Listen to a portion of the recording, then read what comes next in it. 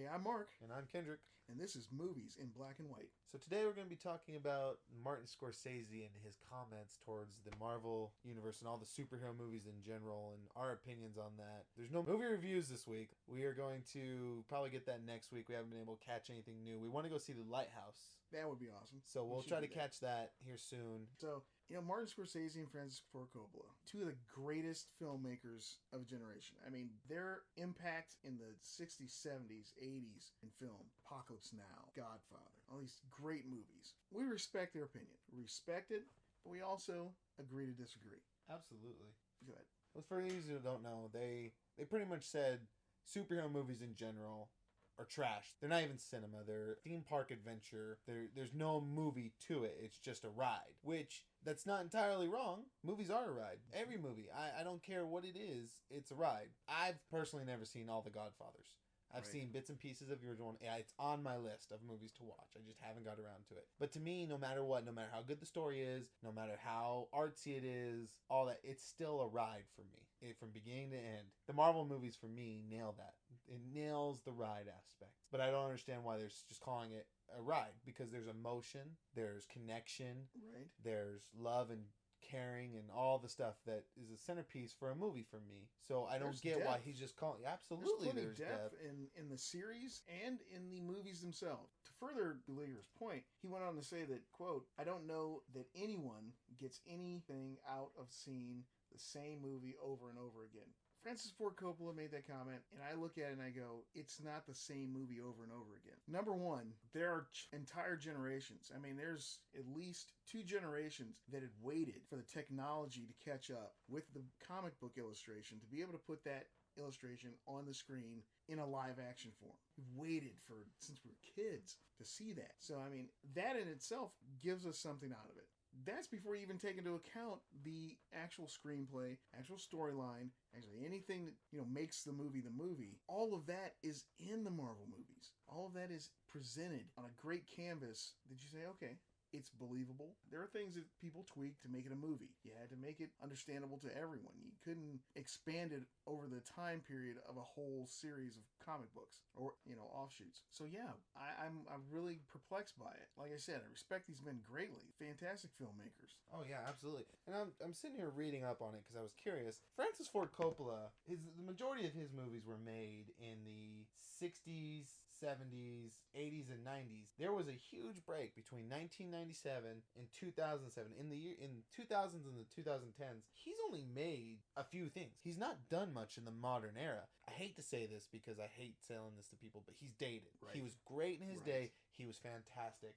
Scorsese's been a little more active, if I'm not mistaken. The Irishman's getting ready to come out, right? And he directed The Irishman. Goodfellas, we have every intention to go see The Irishman. Different things like that. I mean, we are definitely going to go see that movie. But he is a little dated. Now, like I said, Scorsese's done quite a bit more since then. He did The Wolf of Wall Street, which I love. The Wolf of Wall Street. It's fantastic. I mean, he gave us Leonardo DiCaprio in probably one of the best forms we've ever seen. And Margot Robbie, he gave us Margot Robbie, who is playing Harley Quinn. Yes. So it's amazing that this person that he introduced to theater, he's trash talking what she's doing now because apparently he loved her. The genre is getting beat down, as it has been in so many, let's put it, critically acclaimed circles. Your critics don't like it. The Academy doesn't like it. All these people go, hey, it's nice. Yeah. They make a lot of money, but it's not what cinema is about.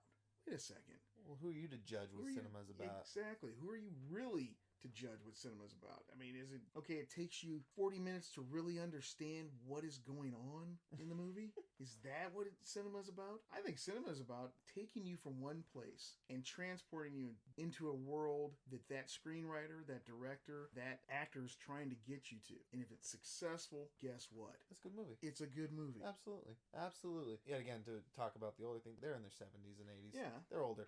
They grew up in the generation of where dramas, action movies were the big thing. That was their niche. Gangster movies, definitely. Those two pioneered the gangster film genre.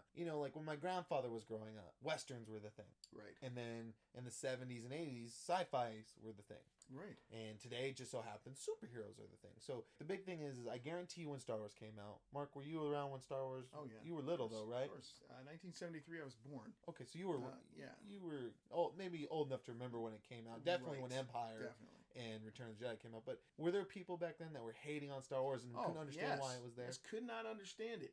Actually, there were people, even younger people, that were hating on it, but didn't understand the epic nature of the movie. The same thing was said even with The Godfather. People said it just glorified gangsters. It glorified, the Italian mafia. But the epic that it was, the story that it became, and the sequels that it spawned is the same as you see in the Marvel Cinematic Universe. Well, not only that, but gangster movies are gangster movies. We'll agree with that, right? Right. There's no Wolf of Wall Street. It's a movie about an asshole. Yeah. Who made a lot of money preying on people's lack of knowledge of the industry. Marvel movies are great and very adept. DC's getting there too at mixing genres. They take superhero, which is what they are, and they mix in political thrillers. They mix in adventure comedies. They mix in heist movies. They mix in everything they can get their hands on, which is why that genre will always survive. Because they are taking the best of everything. It's not going away. For the last 10 years or so, it has been said, people have been saying, I can't wait for this genre to die. Right. It's not dying. It's dying. getting bigger. Hell, Endgame is the #1 grossing movie of all time, bar none. And it was only released once. How many times was Avatar released before it got up to where it was at? 3 times? 2 or 3 times. Yeah. It is not going away anytime soon. Right. It's going to stay where it's at. And if anything, it's going to get bigger and bigger. Right. People are just going to have to get on board with. There's something for everybody to love in these movies. Hell, Spider-Man's are homages to John Hughes, which was a big dude back in the 80s. Right. There's so much to love with these. These guys love and care and are passionate about what they do. And they have the technology to push the boundaries to give us these wild, amazing rides. You have such amazing source material. And it's almost never-ending source material. There are certain things that we go, okay, yeah, I've seen this rehash, and, we go into comic book detail, New 52, Marvel. Rebooting their universes. All their universes and all that stuff like that. Yeah, those things happen. But the source material is so vast. You could pick an obscure comic book character and say, we want to make a movie about it. And if you pick the right story that they have, you can make a great movie out of it because it's so fantastic. All cinema does not have to be based in just reality. No, it doesn't. And it doesn't have to be that gritty drama. Well, if it was, you wouldn't have classics that are recent classics like Lord of the Rings. Correct. Well, that's a series that took the world by storm and still has it in its grips. I mean, hell, everybody still refers to Peter Jackson's series as the cornerstone of fantasy adventure movies. Exactly. And it damn well deserves it. Right. Godfather deserves its niche as the gangster movie paradigm. You can't beat it, bar none. Apocalypse Now is a movie that will live on forever. Absolutely. But it was an epic. It had its genre, and it was in its time. It's still going to stand the test of time. So are these movies. Absolutely. And they should stand the test of time. Like I said, they mix genres. And they're, okay, Wolf of Wall Street, like we talked about, right? I'm going to use this as my example. I love the movie. I thought it was fantastic. It was a great watch. It was funny. It kept me involved. I enjoyed it very much so. But I didn't get much of a feeling from it other than that dude's a dickhead. I like his antics. I would never do it. Right. But I like watching him make an ass of himself. On the flip side of that coin, the Marvel movies, especially Endgame, we've talked about this before, it made me laugh.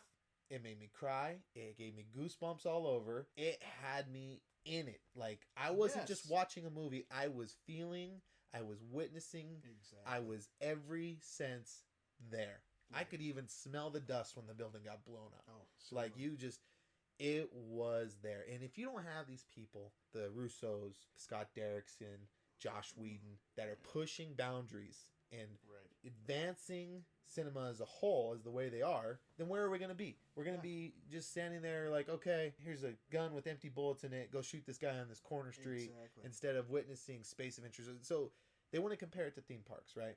We've been to Six Flags. We live in Texas. You haven't been to Six Flags yet, have you? I have been to Six Flags in Texas. Goddamn, we're going to Six Flags in summer. Oh, You have the same rides every year. You can only build such rides so well before they start to get old and stale and go there. That's why they add a few new rides every other year or so. Yeah. If they don't keep pushing boundaries, they're going to have the same boring rides and industry's going to fall flat on its face. Exactly. Now, you're telling me if you would rather see the industry fall flat on its face than to push the boundaries and say, let's say, eventually you have a roller coaster, just hypothetically here, that goes to the moon. Who the fuck wouldn't want to ride a roller coaster that takes you in the atmosphere of the stratosphere to the moon? Like, I'd be all over that. Like, I'm in. Cool. Let's do this. So to say that these movies are like adventure parks, to me, that's not a criticism. That's like, great, I'm in even more. Exactly. That is, like you said, it's a compliment. Because guess what? Yeah, they take you on a ride. Yeah, they're built to take you on a ride. I mean, they're not built to just kind of drudge on, and oh yeah, you get to this payoff here at the end here, and blah, blah. No, these are built to just take you on that. We're launching that airplane. That airplane. Right. We're not doing the biplane. We're not doing the single engine prop. We're going for it. Taking that Mach 1. We are taking that. We're going in that fighter jet. Well, what kills me is these directors. They have gone on record saying these are the guys that have influenced us as a whole, or this has influenced the movie. Like one of my favorite movies, The Winter Soldier, was directly influenced by 3 Days of the Condor. Right. Great movie. It had a weird ending, but great movie.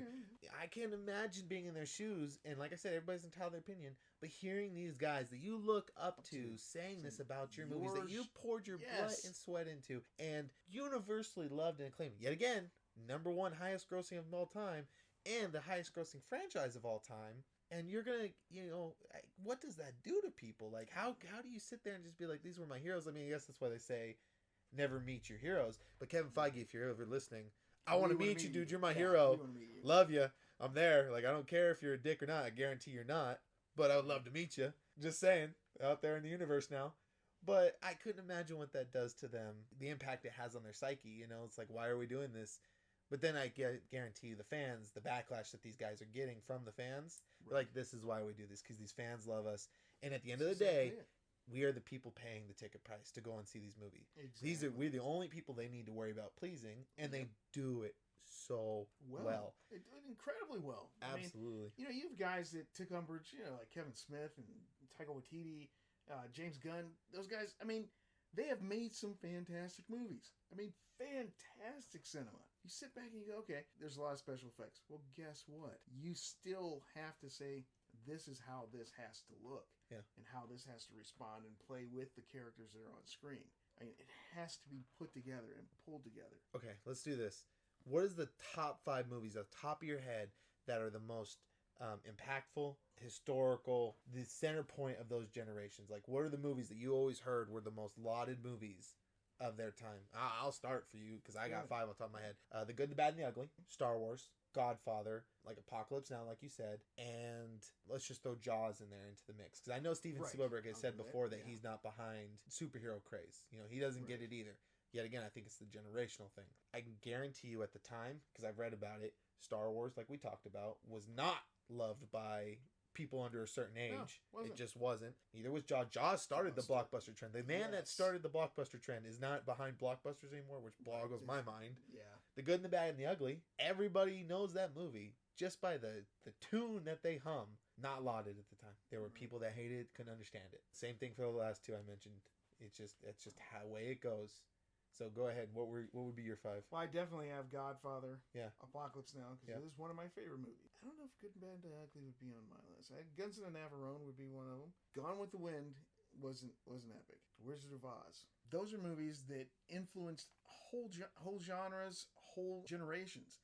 I mean, you think about it, the Technicolor marvel that Wizard of Oz was. Oh, yeah. You start off in the black and white, and it just brings you into this great world. Those, incredible for that time. That was a special effect. Mm-hmm. That brilliant color. So you have to be able to move past what you thought was great movie making, how you thought things were done, and go, okay, these guys are taking the ball and they've run way ahead. Now they've got to pass the torch to somebody else at some point in time. Not yet. I hope they have the foresight to say, do it the way you want to do it. Absolutely. And we got to respect that. The thing is, like, I hope, me personally, and I'm assuming you'll agree with me, we never get to the point where we're just crotchety and not willing to enjoy new films and get to see them for what they are. Exactly. And, like, just not enjoy cinema as a whole. Because if you can't just go to the movies and see a movie for what it is and not try to enjoy it, you're already going with the mindset of, oh, fuck superheroes. I'm tired of superheroes. Right. They're everywhere. And just have that mindset that this is just a superhero movie. What else can you do with superhero movies? When you're in a 23 film series now, right? Yes. And you are still getting rave reviews every movie, and you're killing it at the box office. And I'm sorry, but I can't watch 23 James Bonds in a row.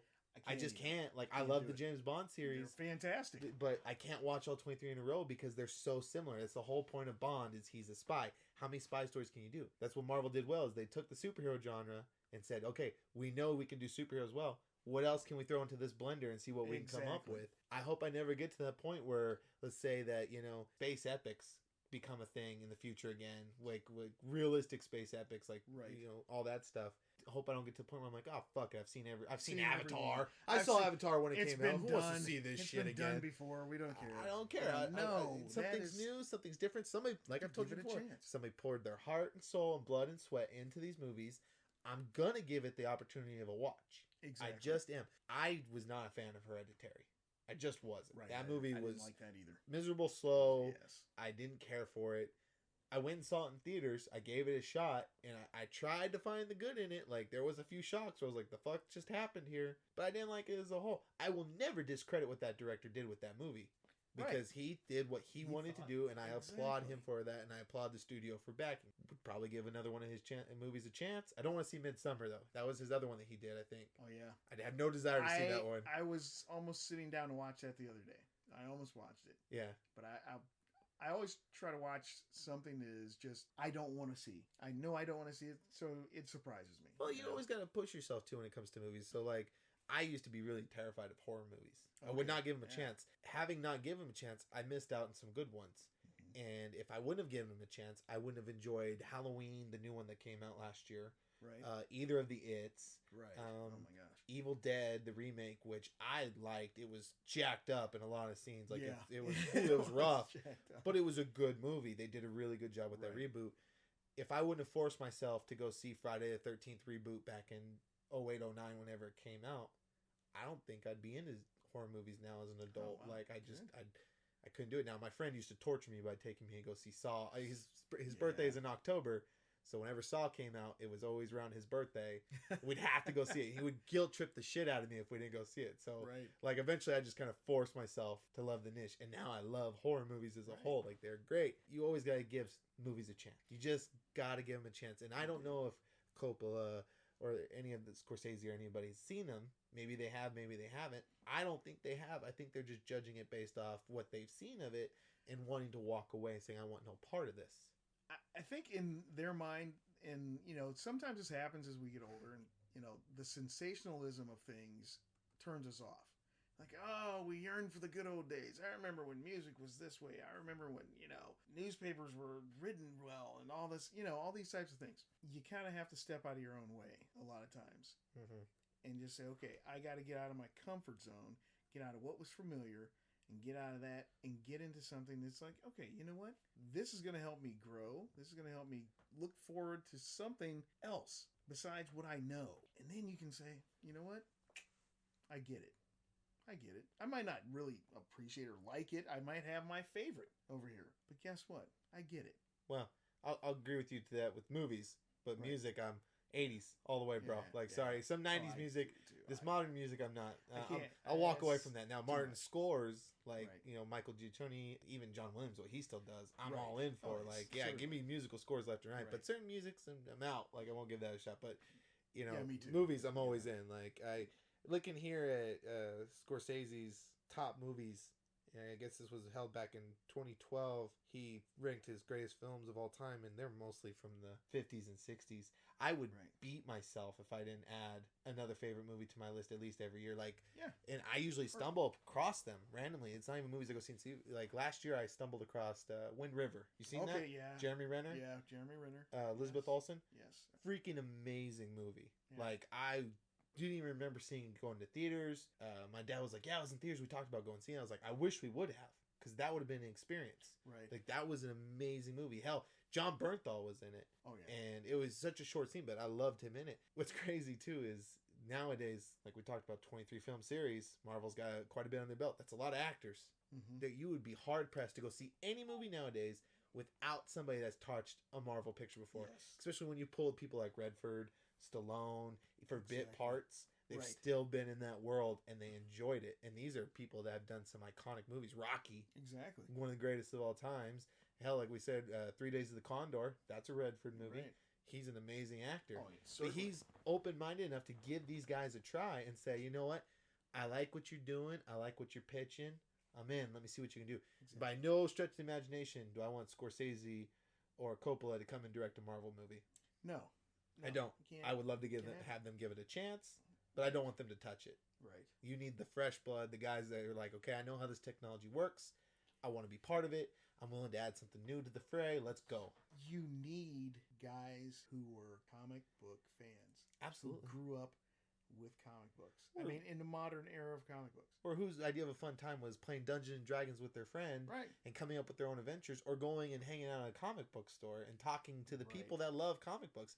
Hell, that's half the reason I love talking about comic book movies so much, is because I used to go spend my time after college at a comic book store just hanging out, talking to people, hearing what their thoughts were on these subjects, and having this idea of like, what's this movie gonna be about? Like, a big one at the time was Green Lantern, and everybody was so excited for that movie.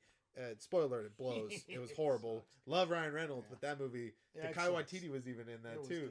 But it was a rough movie to watch. That's the guy that made Casino Royale, which blew my mind. I was like, oh, I love Casino Royale. Best Bond movie. Fantastic. And it was hot garbage. You get that insight, and you get these guys and that's why you always see these actors going to those stores to pick up a stack of books right when they get the role. Like hell, when Bernthal got the role of Punisher, there were so many pictures of him at the store with a stack of books, at least 10 to 15 tall, of just stories that were either recommended to him or he got from a poll on Twitter, or just random recommendations of like, this is the best source for this character. I will never forget, Ryan Coogler talking about how he was standing in the back of the room, 3 or 4 years? That's right, yeah. Before he actually got tapped for Black Panther. Yep. He was a fan in the back of the room at a Marvel dais. Yep. With those guys sitting up there looking at it. Yeah. He's like, man, you have to respect it.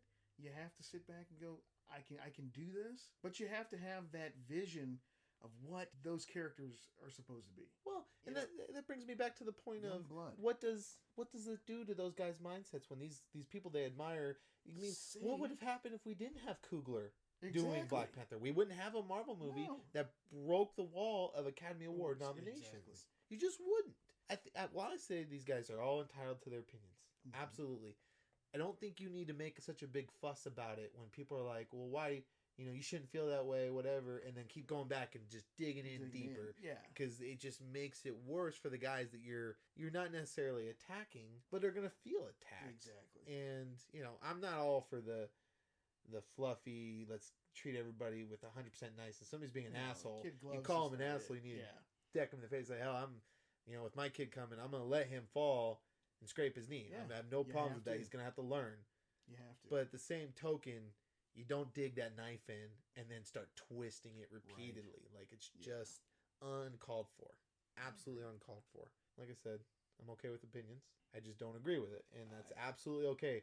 That's my sentiment exactly. That's where I think a lot of people in this day and age tend to forget is everybody's entitled to opinion. You also got to be okay understanding that this is the line. You're on that side, I'm on this side. We don't need to fight and bicker about it. Right. Everybody's like, oh, it's his opinion. But then they'll go, and if they don't agree with it, they'll start attacking it. And sometimes you have to also look at, is there proof in the pudding that says, oh, maybe my opinion is off? Yeah, well, people can change their opinions. Yeah. But if you're not willing to give it a chance, you can't change your opinion. And if you're not willing to give something a chance, you really can't have an opinion. Absolutely. I mean, you have to sit back and say, okay, I have to at least give it a chance, look at it, see what it's about, then I can give an opinion. But if you've not really... given it the time of day. Yeah, I'm not a big sports fan, so I can't have an opinion on who's the best team. I mean, I like certain teams. Right.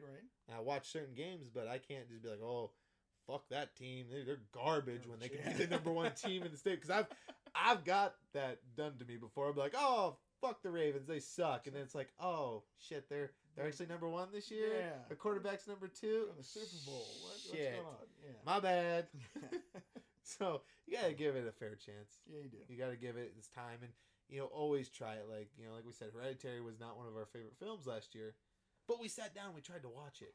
Well, I got through it. I had no choice. I paid for the ticket. Yeah. I wasn't gonna walk away. I'm not one of those people that's gonna walk away from a theater. No. It's just not gonna happen. I'm gonna finish the movie, no matter how much I want to walk away. Exactly. So I guess that's our thoughts on that whole issue, or issue, however you want to call it. I don't really see it as an issue. I see somebody's opinion who may have not given it a solid chance, but that's neither here nor there. I agree. And I think, like we said, you can have an opinion, and everybody's welcome to their own opinion. But you have to look at some of the proof, and you have to look at, you have to give it a chance. You have to sit back and say, okay, am I being fair to this? Well, and you don't have to go with the crowd. No. It's absolutely okay to go against the crowd, but you don't have to be a dick about it too. And when we're certain that there are people, just regular folks and everything else, hate Marvel movies, hate comic book movies, hate the whole genre, whatever. Their words and their opinions carry weight. Well, especially guys like that are master classes in their art form. Exactly. And you have these people coming up looking towards them to guide the way. Doing stuff like this is just not called for. Yeah. So, all right. Well, that's been our little brief thing. It's a little out of our usual, but like I said, we've been able to go see a movie this week with everything that's going on. So hopefully next week or the week after we'll have some reviews, but we'll definitely be updating you guys with some news and stuff. I know next time we want to talk about the Batman. Yeah, the Batman. Bloodshot. See if we can see this new Star Wars trailer. Yeah. It's Monday Night Football happening right now, so we'll hopefully get a chance to watch it before we record our next episode. Right. Like I said, we're trying to get a few under our belt, especially with the baby coming. We got to be able to walk away from it for a little bit and then come back, but we don't want to leave you guys hanging if you're enjoying our stuff. And thank you for listening, because thank you so much. We do keep tabs on the stats, and we've had quite a few people visit, quite a few people listen, quite a few people download, some likes and follows. We don't want you guys to follow if you don't want to follow, but we do appreciate it, and we are enjoying doing this, and it's fantastic. We can't wait to come up with a platform where you guys can comment at us, and we can do a Q&A of sorts and all that stuff. It'll be good times. But I've been Kendrick. And I'm Mark. And we'll talk to y'all soon.